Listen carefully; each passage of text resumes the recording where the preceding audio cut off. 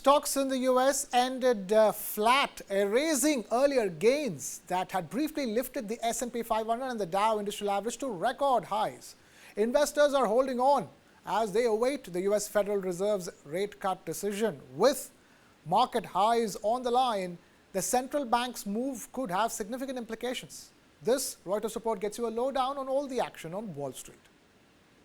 U.S. stocks closed nearly unchanged on Tuesday as investors braced for the Federal Reserve interest rate decision on Wednesday.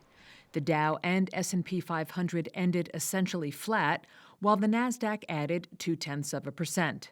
The S&P 500 touched a record high earlier in the session after an unexpected rise in August retail sales eased worries of a sharp economic slowdown.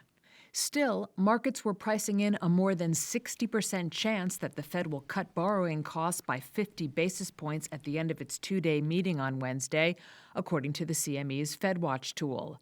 That's a shift from just last week, when most traders were betting on a smaller 25 basis point cut.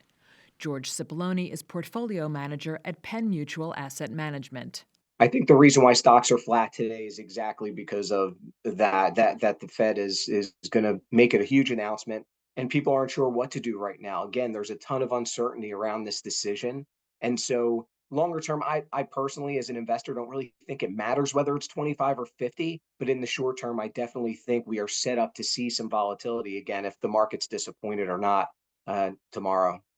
Stocks on the move included Intel, which gained 2.7% after signing Amazon's cloud services unit as a customer to make custom AI chips. Amazon shares added 1%. Sticking with AI, shares of semiconductor powerhouse NVIDIA shed 1%.